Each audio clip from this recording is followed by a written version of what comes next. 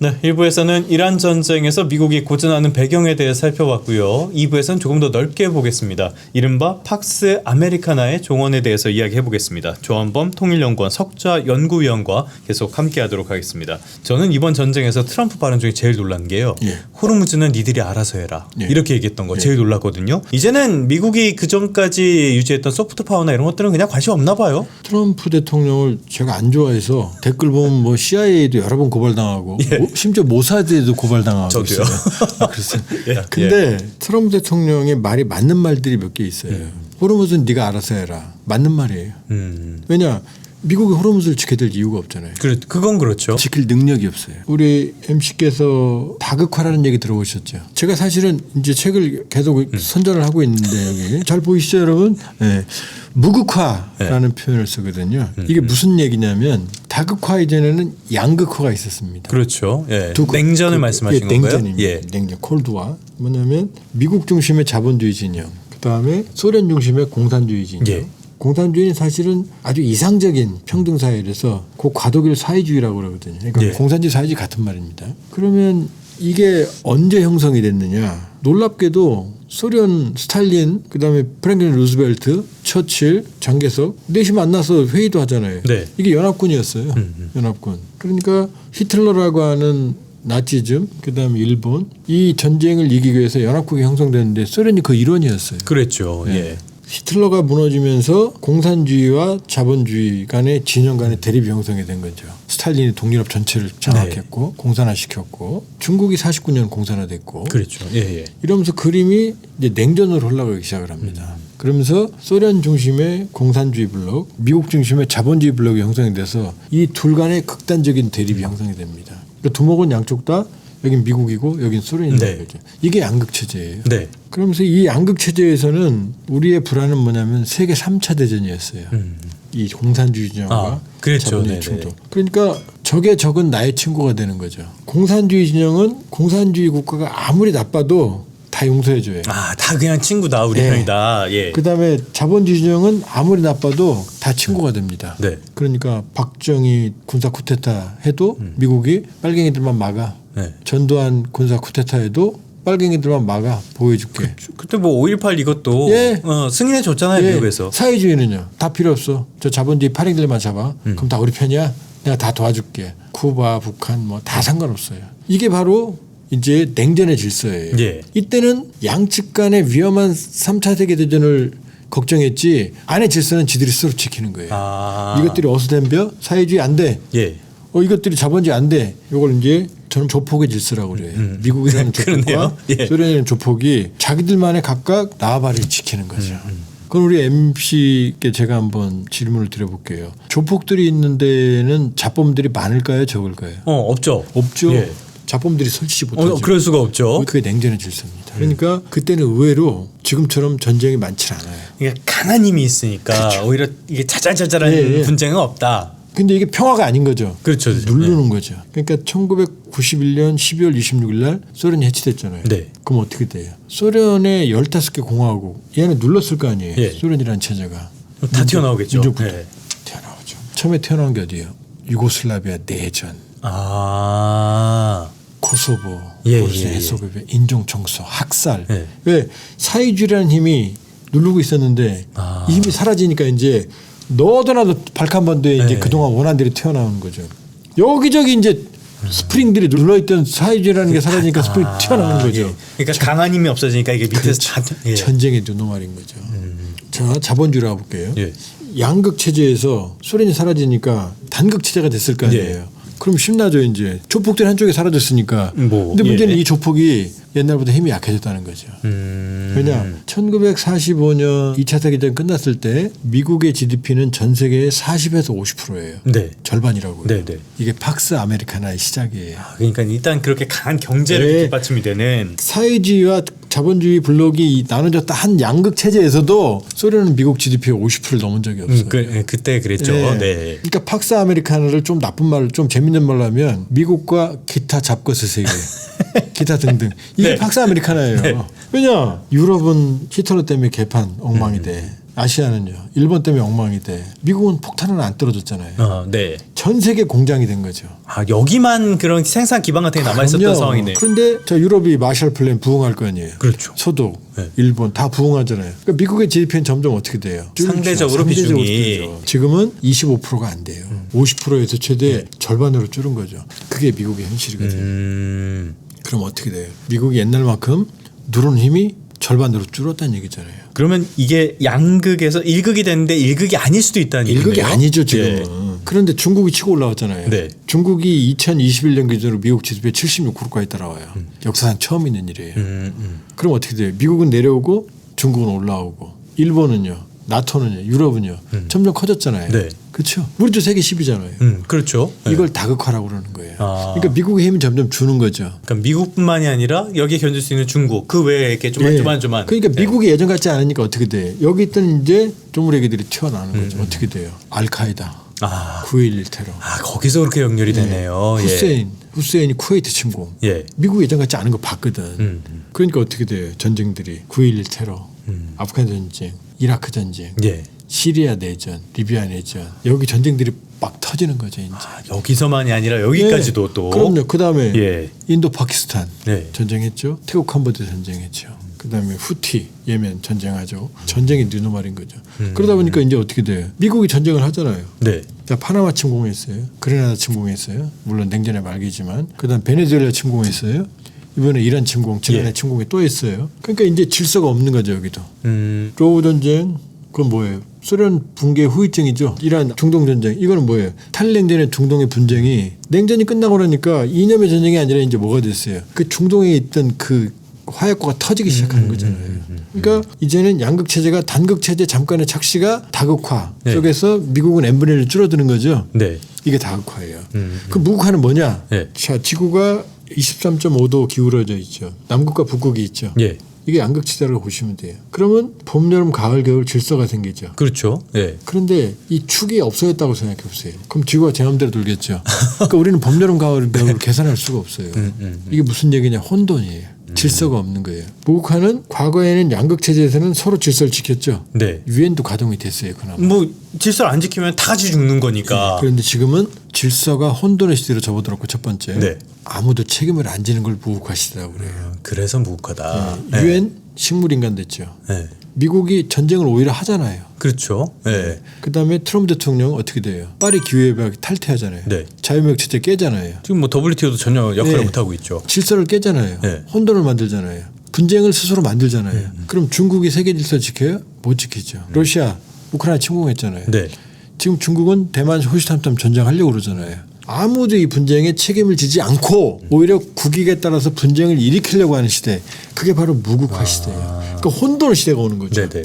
근데 지금 혼돈 시대 말씀을 해주시는데 최근에 그런데 갤럽 여론조사에서 좀 재밌는 게 있었어요. 뭐냐면 중국과 미국을 뒀을 때 누가 더 글로벌 리더냐 여기에서 중국이 미국 역전을 했거든요. 예. 가만히 있다 보니까 중국이 지금 글로벌 리더로 부상이 되는 그런 측면이 그게 있는데 바로 허수죠. 바로 지금부터 말씀드릴게요. 피크 차이나 지금 아마 우리 MC님 지금 자꾸 이렇게 시계 만지는 적어도 중국제일 거예요 아마. 중국 무지하게 들어있을 거예요. 있겠죠. 네. 없을 수 없죠. 그 펜에도 중국제 있을 거고 이 옷도 메이드 인 차이나일 거예요. 그런데 단도직입적으로 말씀드릴게요. 중국 좋아하세요?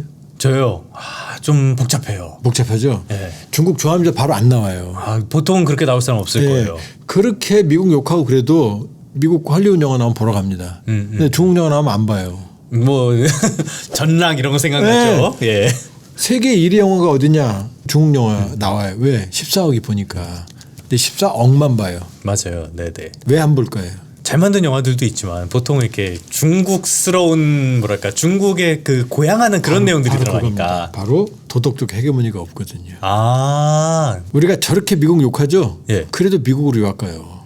반미하는 많은 정치인들도 미국 출신 많아요. 예. 왜? 미국에 가면 자유, 평화, 전문성, 기회, 첨단 이게 있거든요. 중국 가면 어떻게 돼요? 반간첩법. 그렇죠. 그 통제. 마인드 그러고 하는 말이 뭐냐? 제가 중국 친구들한테 왜 민주주의 안 해? 그러면은 항상 하는 말이 있어요. 우린 중국 특색의 사회주의야 이렇게 말해요. 민본주의 막 이런 얘기 많이 하던데요. 예, 그게 중국 특색의 사회주의가 보편적인 코드예요? 아니잖아요. 아니죠. 네. 왜냐?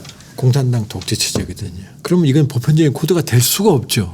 권위주의니까. 권위주의니까요. 될 네. 수가 없죠. 그러다 보니까 문화적인 경직성이 생겨요. 캐대언, BTS는 세계를 휩쓸어도 네. 중국의 영화는 중국 사람들이 봅니다. 세계는 안 봐요. 왜? 보편성이 없죠. 지금 말했잖아요. 중국 특색에 그랬잖아요. 예. 이게 보편적인 코드를 관통하고 막는 거예요. 독재 체제는 경쟁 체제가 아니에요. 충성도만 있으면 되는 거거든요. 일단 지금 뭐 일당 독재를 떠나서 1인 독재까지 가고 있으니. 그러니까 중국은 도덕적 헤게모니와 문화적 헤게모니를 장악할 수가 없죠. 전 세계의 출신, 지역, 학력, 남녀, 노소, 인종, 피부색 관계없이 모여서 기회를 잡는 사람들이 올라가는 미국과 철저한 독재 체제에서 중화민족주의에 사로잡힌 저 체제에서 기회가 다 같겠어요? 안 되는 거죠. 여기는 글로벌 리더가 되기가 안 근본적으로 되죠. 도덕적 헤게모니가 없죠. 예. 그래서 이게 피크 차이나예요. 거기다가 중국은 이미 13,000불이 넘었거든요. 예. 인건비 갖고 안 돼요.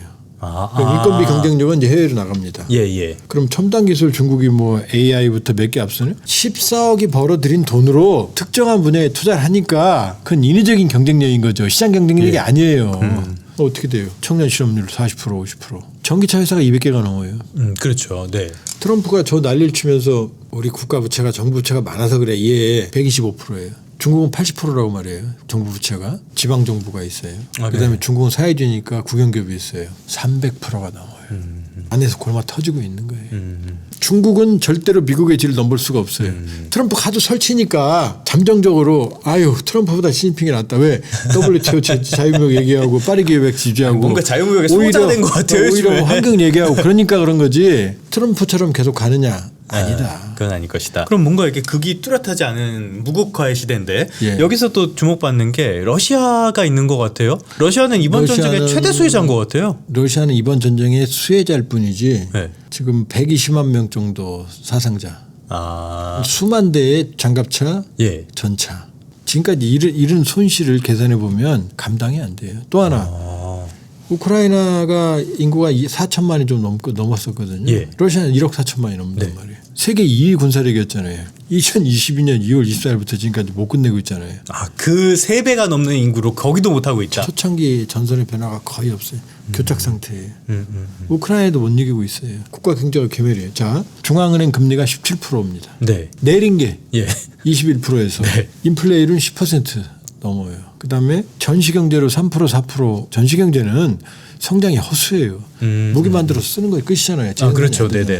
근데 이 성장률도 급락해요. 아, 그거조차도 안 되고 있다 그렇죠. 지금은. 그러니까 러시아는 전쟁 끝나면 이건 대책이 없어요. 그나마 전시경제로 유지되는 거예요. 네네네. 이거 회복을 어떻게 해요? 하긴 전시경제라는 건 뭐 부가가치를 만들고 이런 거 아니니까. 아니죠. 예. 그러니까 이건 다 빚으로 간단 말이에요. 아. 그런데 이 상황에서 유가까지 떨어지니까 코피 터지다가 예. 이란 전쟁으로 유가가 오르니까 호재다. 이 상황인 거예요. 구조적인 딱 변화가 아니에요. 그거조차에 불과한 그럼요. 거다. 그러니까 예. 이란 전쟁이 부서지니까 유가가 오르니까 푸틴이 웃는 것뿐이지. 그다음에 우크라이나로 갈 무기가 중동으로 가니까 이거 여기서 웃는 것뿐이지. 그렇다고 전쟁을 뒤집는다? 아니에요. 뒤집을 수가 없어요. 그러니까 이렇게 되는 거죠. 미국은 팍스 아메리카노의 석양, 중국은 여기까지 피크 차이나. 네. 러시아는요 영원한 중진국으로 추락. 아, 그렇겠네요. 이유는요 분열돼 있고 이게 바로 무국화 시대예요. 아무도 책임을 안 지는 전쟁의 눈을 시대, 갈등의 시대. 이유는 왜 그렇습니까? 생각해 보세요. 이유가 어떻게 하나가 되겠어요? 자 볼까요? 독일 3년 연속 마이너스 성장입니다. 몇 년 전까지는 독일이 그래도 리더 역할을 해줬었는데. 독일이 유럽 GDP의 20%예요. 네. 그런데 이게 중국과 연결돼 있어요. 중국 경제와 상당히 연동된 게 독일이거든요. 예. 근데 중국이 수입 대체를 하잖아요. 독일에서 물건을 안 사가는 거예요. 우리가 아픈 거랑 똑같이 아픈 똑같은 거네요. 거예요. 예. 그다음에 유럽의 빅4 영국, 프랑스, 독일, 이태리거든요. 여기 다 1% 넘는 성장하는 나라가 없어요. 그런데 또 하나 문제가 있느냐. 유럽에서 가장 모범적인 데가 네덜란드인데 예. 1.7인가 그래요. 합계 출산율 말씀하시는 예, 건가요? 2.2가 예. 돼야 되거든요. 예. 가임 여성분께서 2.2명을 낳아야만 인구가 최소한 유지가 되는 게 왜냐하면 2.2명 정도죠. 유아 때 사망률도 있고 그렇죠. 예. 그 불임 여성도 있고 결혼 안 하는 사람도 있고 애 안 낳는 그러거든요. 그러니까 유럽은 이미 오래전부터 인구가 감소해요. 아, 인구 문제. 그러면 자 보세요. 인구가 감소하면 청년 인구가 준다는 얘기잖아요. 네. 일하는 세대가 준다는 얘기잖아요. 그다음에 고령화잖아요. 수명은 늘잖아요. 예전보다 더 적은 사람들이 일을 해서 더 많은 사람들을 먹여 살려야 될 거 아니에요. 예.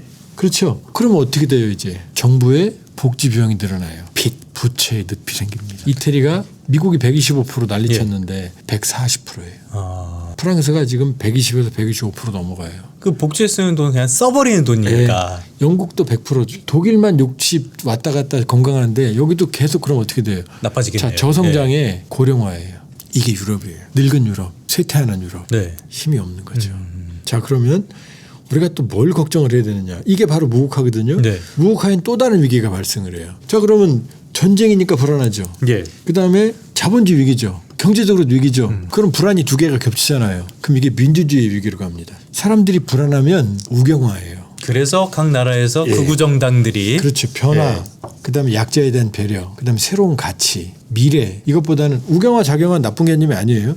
극자나 극우가 나쁜 거지. 그렇죠. 예. 우경화는 뭐냐? 변화보다 지금 위험한데 지금 불안하면 투자 안 하잖아요. 돈 쥐고 있잖아요. 보수화합니다. 보수 우경화. 야, 남을 지금 신경 쓸 데가 어딨니? 네. 우리 먹고 살아야 되지. 그다음에 외국인 혐오증. 남들이 우리 거 뺏어가. 새로운 가치 창출보다는 있는 거. 우리 민족끼리. 이게 우경화거든요. 그러니까 전 세계가 어떻게 해요? 우경화예요. 보세요. 좌파 정권이 들어섰는데 거의 없거든요. 맞아요. 좌파 정권들이 많이 몰락하고 있어요. 네, 지금. 그럼요. 예. 그런데 그럼 우경화하고 작용화는 자연스러운 거예요. 새는 양날개로 날잖아요. 네네. 근데 극좌 극우는 항상 사고를 쳐요. 근데 극우들이 나오잖아요. 어떻게 지금 돼요? 뭐 지금. 일본 참정당. 네. 그다음에 영국 개혁당 극우, 독일 AFD 극우, 이태리 멜로니, 무솔리니 후예잖아요. 그다음에 엄밀히 보면 시진핑이 극우 민족주의예요. 사회주의인 것처럼 보이지만 푸틴 민족주의, 트럼프도 미국 뭐. 민족주의 극우적 성향이 있는 거예요. 강하죠. 강하죠. 왜 이런 일이 왜 벌어지느냐? 에리 프롬의 자유로부터의 도피라는 책을 저는 아주 명저로 꼽습니다. 예. 니체가 신은 죽었다라고 그러잖아요. 그럼 신의 손아귀에서 벗어나서 인간이 스스로 생각하게 된 거거든요. 그럼 이게 자유도 주지만 사람들에게 불안을 줘요. 내가 선택해야 되잖아요. 이제. 맞아요. 네. 에리 프롬은 이렇게 생각했어요. 그런 불안이 오면 사람들이 전체주의에 동조하게 된다. 그다음에 기존의 질서에 맹목 동조를 하게 된다. 그럼 거기서 안정을 찾는 거예요. 그다음에 폭력적 수단을 선택한다. 왜? 폭력적 수단은 화끈하잖아요. 내 무력감을 상실하게 해결해 주잖아요. 이게 파시즘과 나치즘의 배경이라고 그렇죠. 네네. 에리 프롬은 진단하거든요. 지금이 그와 유사한 거예요. 그러니까 불안하니까 사람들은 우경화하는 것까지는 가능한데 극으로 경도되는 거죠. 스트롱맨. 내가 때려줄게. 맞아요. 네. 저 사람이 불량스러운 건 맞아요. 네. 그런데 이 불안을 해결줄 강함이 있어요. 그러니까 이게 바로 민주주의 위기가 오는 거예요. 바로 탈냉전의 네. 질서의 혼돈이 다극화해서 무국화로 가고 이건 뭐냐? 안보 위기, 경제 위기, 민주주의 위기로 가고 있다는 얘기예요. 자, 그러면 이제 중요한 건 이걸 것 같아요. 자본주의 말씀을 해주셨는데 지금 위기를 겪고 있고요. 인구도 적고 땅덩어리도 좁은 우리는 대체 이런 무국화 시대에 어떻게 대응을 해야 될 것인가? 이럴 때는 이제 국뽕주사를 맞아야 됩니다. 그럼 다시 민족주의입니까? 네, 예. 그것보다는 우리만 우리를 비하해요. 우리가 얼마나 위대한지 잘 몰라요. 네. 우리는 위대한 여정을 걸어왔어요. 자, 볼까요? 세계 10위의 경제력입니다. 지금이니까 이렇게 생각하지. 우리 6.25 끝나고 아프리카 가나보다 GDP가 낮았어요. 아유, 그때는 뭐 원조 없었으면 굶어 죽는 나라였는데요. 뭐. 장충체육관을 필리핀이 져줬다. 이게 사실은 아니에요. 여기까지 나와요. 왜? 필리핀이 그때 잘 살았으니까 우리보다. 네네. 버마도 선진국이었고 정말 가난했거든요. 세계 10위예요. 경제력이. 자, 보세요. 경제력 세계 10인데 반도체, 자동차, 정밀기계, 조선, 원자력 다 필요한 것들이에요 지금. AI 시대 전기, 네. 그다음에 반도체, AI 시대는 메모리가 최고예요. 첨단 기술 배터리 최고입니다. 세계. 예. 국방력 세계 5위예요. 지금 아랍에미리트에서 96% 요격률 얘기잖아요. 아니 막 줄 서서 가려고 그러잖아요. 그게 네. 국뽕이어야 되는 게 뭐냐면 패트리어트가 80년대 개발됐거든요. 초기 요격률은 20%도 안 됐어요. 맞아요. 그랬던 것 같아요. 네. 계속 개발돼서 지금 90% 네. 넘는 건데 천군은요 첫 데뷔가 96%예요. 우리 잠수함 캐나다 독일하고 TKM에서 단 둘이만 경쟁해요 세계적으로. 미라클이에요. 세계 5위 맞아요. 경제력 10위, 국방력 5위죠. 문화력은요. 문화력은. 그거 뭐 말할 필요 끝났잖아요. 없죠. 네. 끝났잖아요. BTS 그 광화문 공연할 때 아니 한국말을 배우려고 난리예요. 한국 음식 옛날에 김치하면 막 이랬는데 오바마 부인도 다 김치 만들 줄 알아 이러잖아요. 지금. 이게 바로 문화의 힘이에요. 이거 오래 갑니다. 네. 그다음 네 번째 이건 이제 여러분들이 아니라고 그러겠지만 민주주의의 저력. 그거는 뭐 이란, 네. 중동 보세요. 우리는 서로 뭐 마음에 안 들고 뭐 윤 어게인 어쩌고 저쩌고 뭐 이재명 대통령 뭐 이렇게 서로 갈리지만 그러나 이 정도의 민주주의 회복 탄력성을 가진 건 우리가 유일하다고 볼 수 있어요. 그러면은 이 보세요. 이 네 가지를 보세요. 그러니까 저는 유사일에 한민족 역사 이래 예. 가장 강성한 시기는 어디냐? 지금이다. 그러니까 우리는 이 무국화 시대를 위기를 기회로 만들 수 있는 거대한 에너지를 가지고 있다. 그러니까 이 혼돈 앞에서 좌절하지 말고 이 혼돈을 기회로 만들 수 있는 일단 능력이 있고 네. 의지가 있다. 그리고 우리는 잘해왔다. 우리 한번 성공했잖아요. 여기까지. 네, 그럼요. 그게 요 책입니다. 이 책 꼭 읽어 보셔야 돼요. 그래서 알겠습니다. 이 책을 홍보를 끝으로 무국화 시대 우리 내부의 실력을 다시 한번 주목할 필요도 한번 있는 것 읽어주실까요? 같아요. 저 플레임을. 무국화 시대 대한민국 생존 시나리오. 네. 관심 있는 분들은 많은 참고가 될 것 아니 같습니다. 관심이 없어서 사셔야 돼요. 알겠습니다. 지금까지 우리의 생존 방법까지 살펴봤습니다. 조한범 통일연구원 석좌 연구위원과 함께했습니다. 오늘 말씀 고맙습니다. 예, 고맙습니다.